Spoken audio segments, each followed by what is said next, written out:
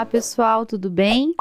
Vamos lá para mais uma aula de língua portuguesa. Eu sou a professora Paula e vou pedir para vocês separarem o material para a aula de hoje.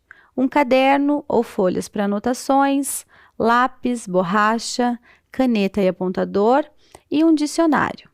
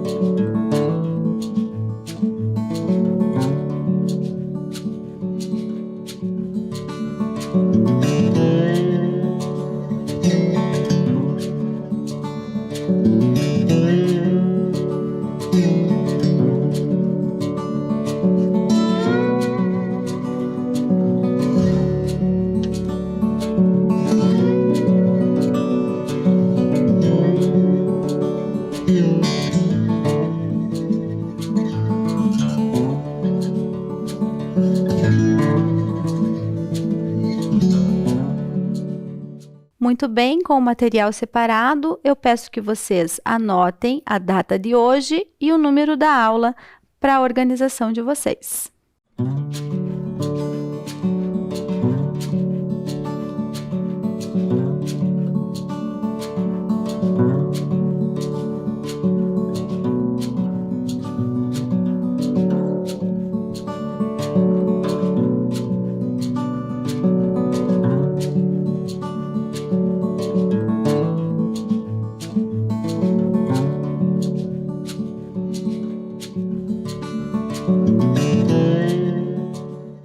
Ok, data anotada, tudo anotadinho direitinho.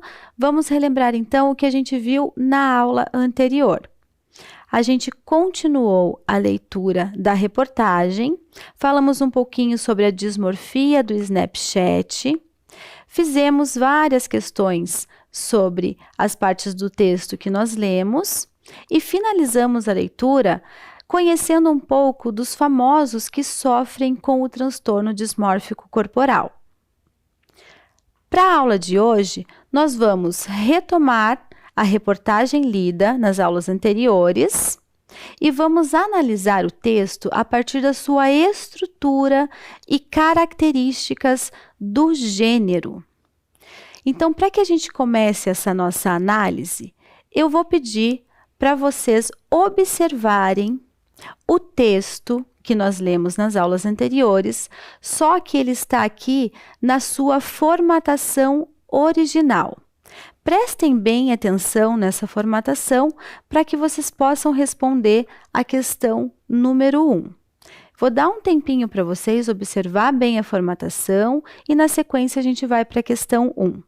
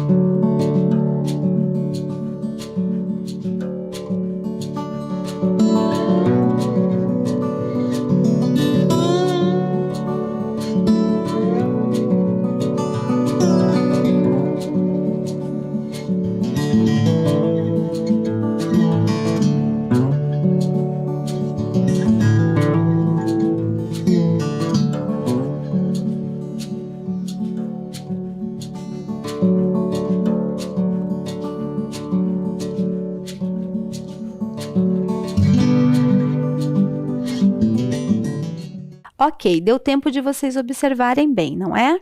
Vamos lá para a questão 1, então. Observando a disposição e formatação do texto original, podemos identificar o suporte onde a reportagem foi publicada? Que suporte é esse? Será que a gente consegue descobrir onde ela foi publicada só observando aquelas imagens, aquele recorte que eu fiz para vocês? E qual é esse suporte? Então, para que vocês respondam essa questão, eu vou deixar para vocês novamente a imagem na tela, certo? Do recorte da formatação original dessa reportagem. E você só vai me dizer onde ela foi publicada, de acordo com essa imagem, com essas características que vocês vão observar aí, ok? Nós já voltamos.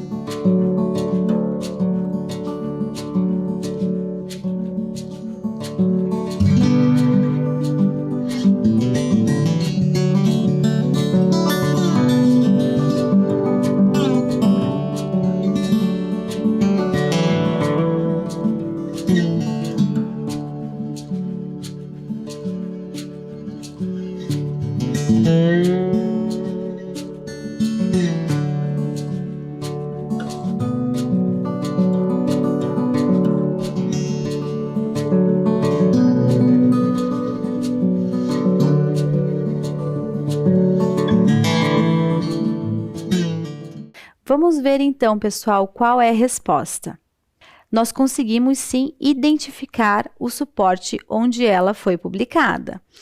E a gente consegue identificar isso porque nós temos uma formatação diferente, nós temos lá os ícones de aplicativos ao lado do texto, o espaço reservado para uma publicidade ao lado da imagem. Então, eu posso dizer que esta reportagem foi publicada num site, certo? Observem lá, ó, o espacinho do lado da imagem, geralmente ali vem uma propaganda de alguma empresa, certo? Olha os ícones lá do lado do texto, do WhatsApp, Twitter. Esses ícones geralmente aparecem em textos que são publicados na internet, em sites. Deve ser algum site de uma revista ou algum site de um jornal, ok? Então, o texto, esta reportagem que nós trabalhamos, foi publicado em um site, de acordo com essa formatação, ok? Seguindo, então, a questão número 2. Antes disso, eu quero ler esse trecho aqui para vocês. Todo texto é direcionado a um determinado público, ou seja, pessoas a quem o assunto tratado no texto possa interessar ou a quem o autor quer atingir, o chamado público-alvo. A questão 2, então, é a pergunta: qual seria o público-alvo da reportagem lida? Eu tenho 3 opções aí para vocês. mulheres entre 18 e 30 anos, adultos que usam as redes sociais e apps, né, aplicativos, jovens entre 15 e 30 anos. Qual é o público-alvo, então, dessa reportagem que nós trabalhamos nas aulas anteriores?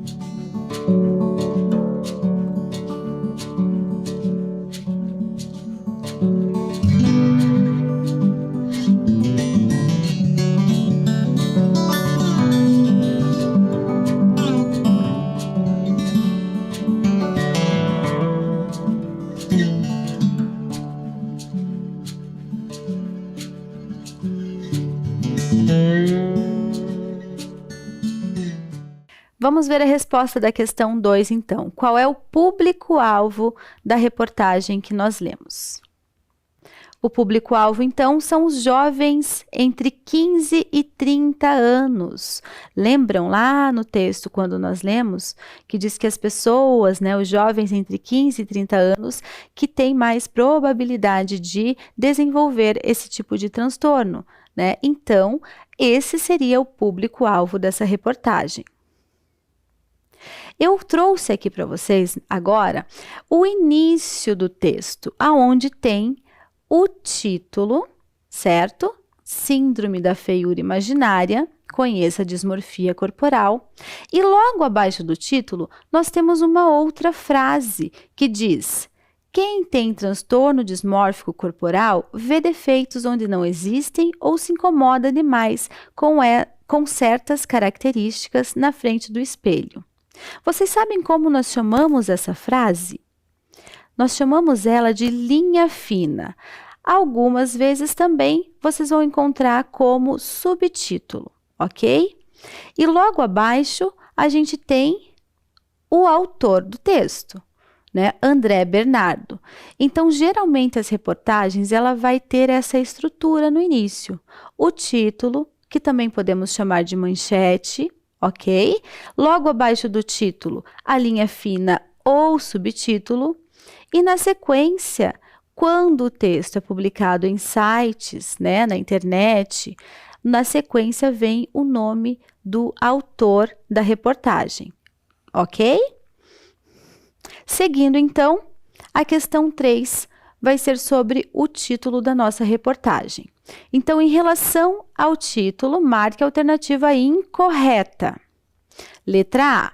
O título apresenta o tema a ser abordado na reportagem. Letra B. A partir do título, conseguimos inferir o que possa vir a ser a dismorfia corporal. Não é possível identificar o tema da reportagem no título. Então, observe bem o título e responda essa questão para mim.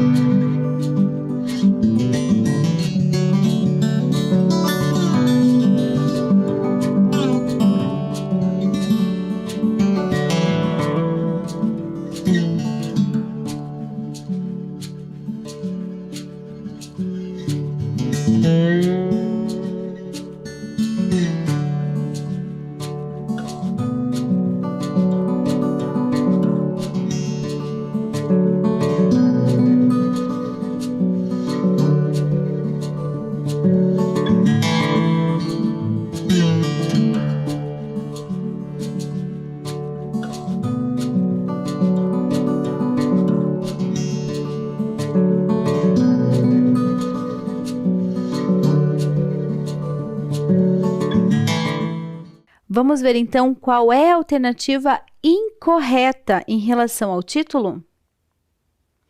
Não é possível identificar o tema da reportagem no título.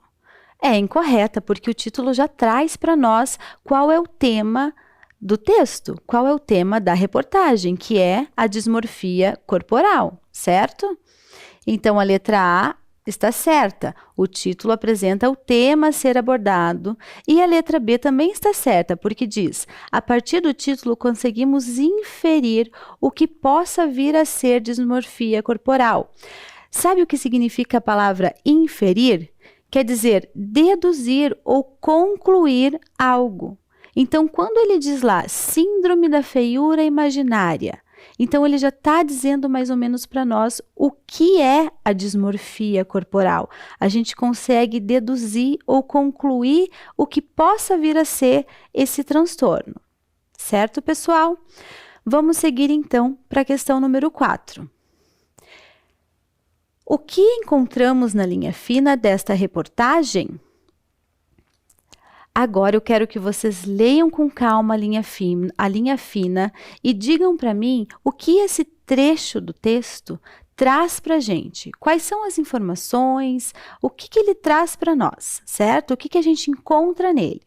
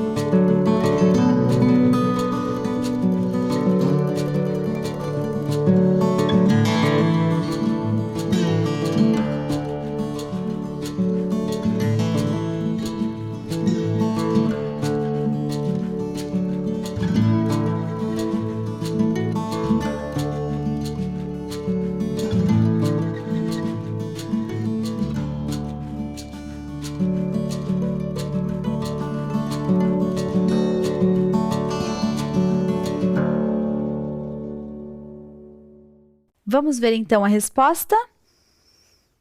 Na linha fina, temos uma breve explicação do que acontece com pessoas que têm TDC, deixando o leitor mais inteirado do assunto antes de começar a ler o texto.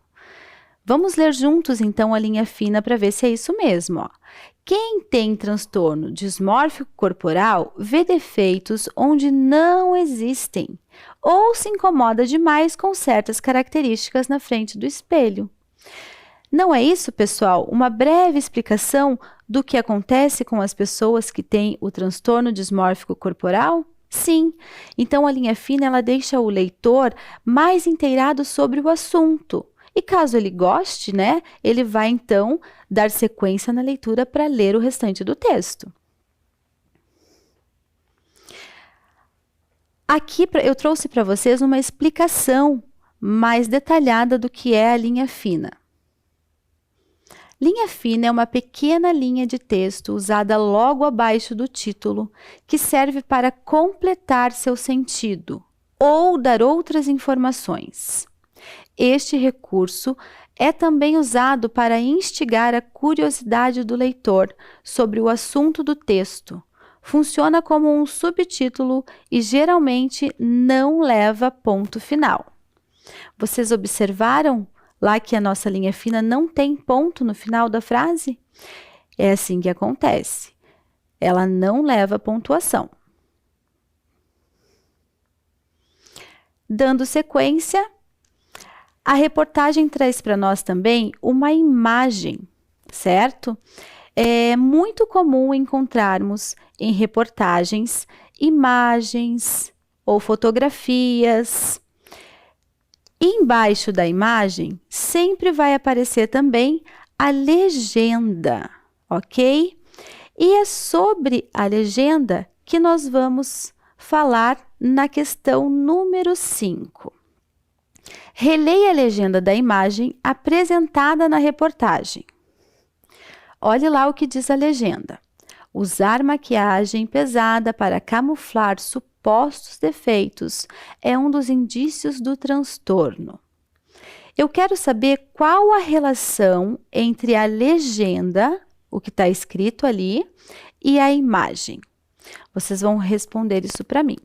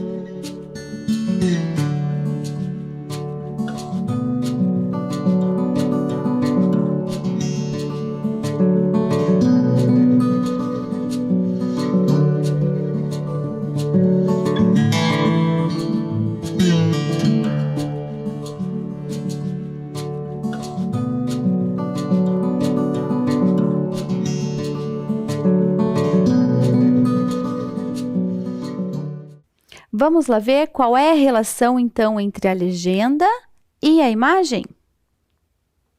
Na imagem, a mulher está escondendo seu rosto, camuflando, assim como quando a maquiagem é usada para esconder algum defeito, como está descrito lá na legenda, né? Que usar a maquiagem pesada para camuflar supostos defeitos é um dos indícios do transtorno dismórfico corporal. Então, é esta a relação que existe entre a imagem apresentada e a legenda que estava abaixo dela. Eu trouxe mais um recorte para vocês do texto na sua formatação original. Agora, eu quero que vocês observem aquela frase lá em cima que está em negrito, que está destacada, certo? Esse recorte, ele estava no meio do texto, no meio da reportagem. Quando eu tenho ali destacado no meio da reportagem uma frase, eu chamo ela de intertítulo, ok? Os intertítulos, eles são frases colocadas ao longo do texto, dividindo-o em partes, introduzindo um novo tópico sobre o assunto abordado. Eles são uma ferramenta extremamente importante para a organização, a visualização e também para a compreensão do texto. Então, com os intertítulos, a gente separa o texto em partes, ok? Nessa reportagem que nós lemos, haviam vários intertítulos. Então, essas partes, para cada intertítulo desse que nós tínhamos lá, era um tópico diferente, um assunto diferente sobre o tema abordado, ok? Vamos relembrar os intertítulos que nós tínhamos na reportagem? O primeiro que apareceu foi a rotina de quem tem dismorfia corporal e como diagnosticá-la. Depois, nós tínhamos um outro intertítulo que falava sobre sintomas do transtorno dismórfico corporal. Na sequência, onde está a insatisfação nos homens e nas mulheres? Lembram desse intertítulo? Aqui nós tínhamos as partes do corpo, né? Que os homens e as mulheres tinham insatisfações, não gostavam.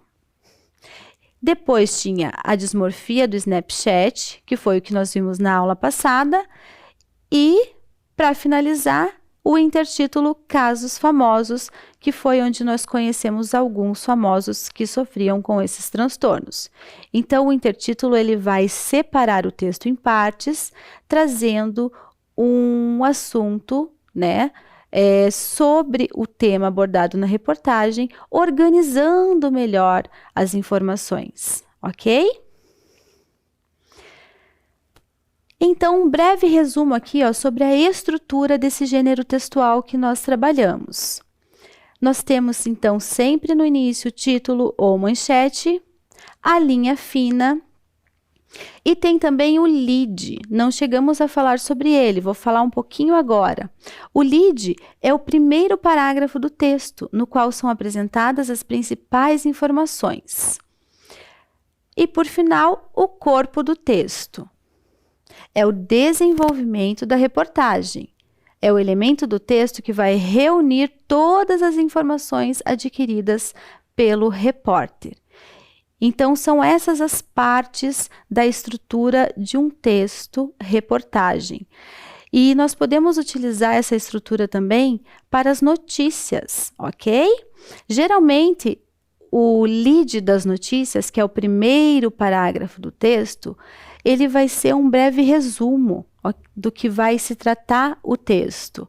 Na reportagem, ela é um pouco mais livre, não precisa seguir necessariamente essa estrutura à risca. Vamos falar aqui mais um pouquinho, então, sobre a estrutura da reportagem. Embora apresente uma estrutura similar à da notícia, a reportagem é mais ampla e menos rígida na estrutura textual. Ela pode incluir as opiniões e interpretações do autor, entrevistas e depoimentos, análise de dados e pesquisas, causas e consequências, dados estatísticos, dentre outros. Então, a estrutura da reportagem e da notícia é basicamente a mesma, mas como eu disse, a estrutura da notícia ela não é tão rígida. Como é um texto que deve ser bem mais elaborado, demanda muita pesquisa, ele traz muito mais informações, essa estrutura pode ser um pouquinho maleável, certo, pessoal? Então, nas reportagens, a gente consegue encontrar várias informações, imagens, fotografias, gráficos, infográficos e vários outros dados, ok, pessoal? Agora, eu quero falar para vocês um pouquinho sobre as declarações. A gente percebe que na leitura que a gente fez dessa reportagem, tinham muitas declarações de vários profissionais. E essas declarações, elas dão mais veracidade e credibilidade ao texto. Elas deixam o texto mais verdadeiro e fazem com que o leitor acredite, né, naquilo que está lendo. Tenha ciência de que o que ele está lendo é algo verdadeiro, é algo confiável. Observe o trecho a seguir. Nesse trecho, tem as declarações do psiquiatra Marcel Riga. Vamos reler para a gente relembrar o que ele falou. Prevenir o TDC não é fácil, porque se trata de uma condição com múltiplas causas, hereditárias, psicológicas e sociais. Explica o psiquiatra Marcel Riga Caio. Tudo que afeta a autoestima de alguém, como trauma ou bullying, pode contribuir para o surgimento de percepções distorcidas de sua aparência física.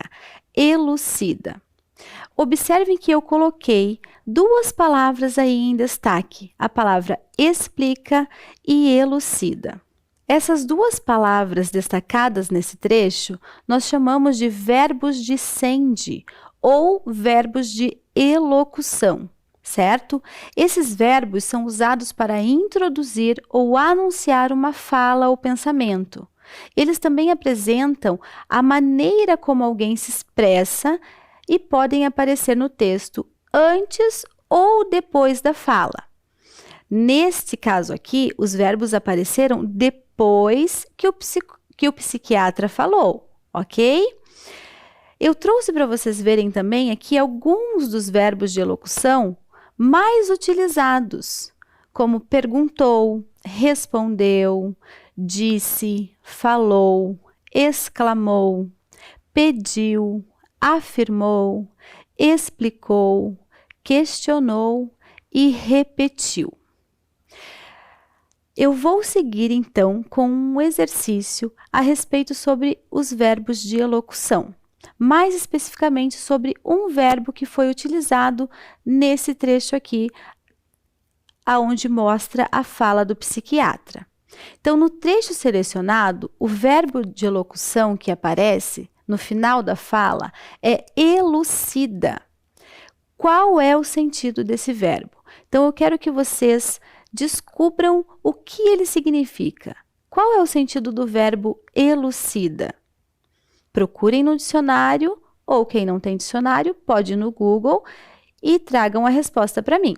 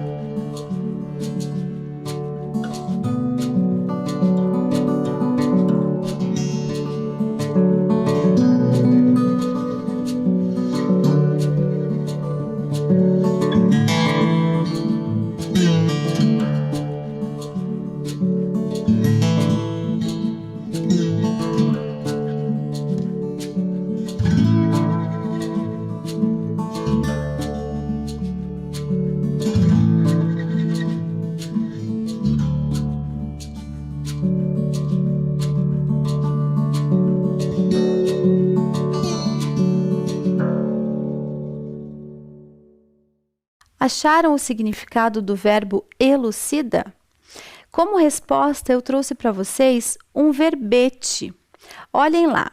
Elucida, né, que vem do verbo elucidar, significa fazer ficar claro e compreensível, ocasionar o esclarecimento de alguma coisa, explicar.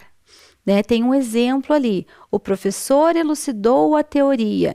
Então, quer dizer, o professor explicou a teoria. Elucidou-se sobre as novas tecnologias. Certo, pessoal? Deu para entender, então, o significado desse verbo de elocução? Muito bem.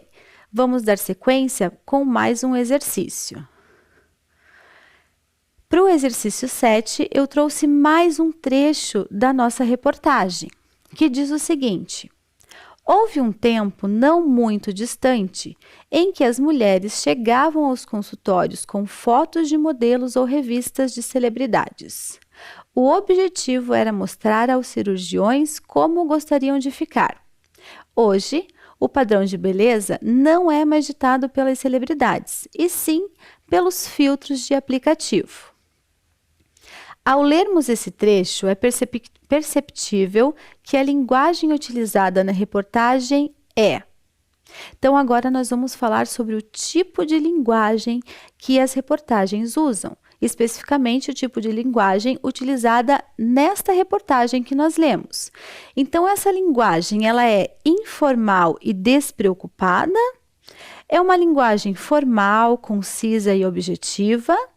Ou é uma linguagem poética e figurada? Está muito fácil essa questão, gente. Logo eu volto com a resposta para vocês.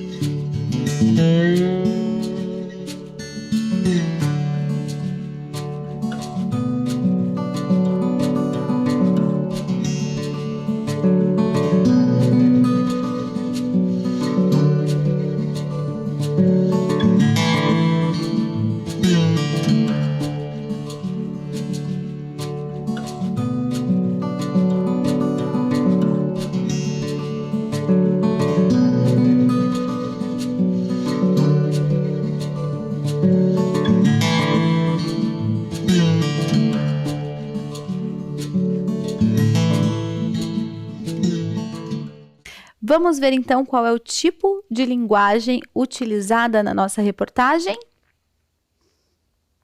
A resposta correta é formal, concisa e objetiva. Formal porque é uma linguagem que segue a norma padrão da língua portuguesa, ok? Concisa e objetiva, é uma linguagem clara. Quando nós lemos, a gente compreende rapidamente as informações que estão sendo passadas para nós, ok, pessoal? E para finalizar nossa aula, eu trouxe para vocês um breve resumo das principais características do gênero textual reportagem. Então, a reportagem é um texto jornalístico predominantemente informativo. Traz para nós uma linguagem simples, concisa e objetiva. Ela foca em temas relevantes que fazem parte da realidade das pessoas e que seja também de interesse de uma comunidade.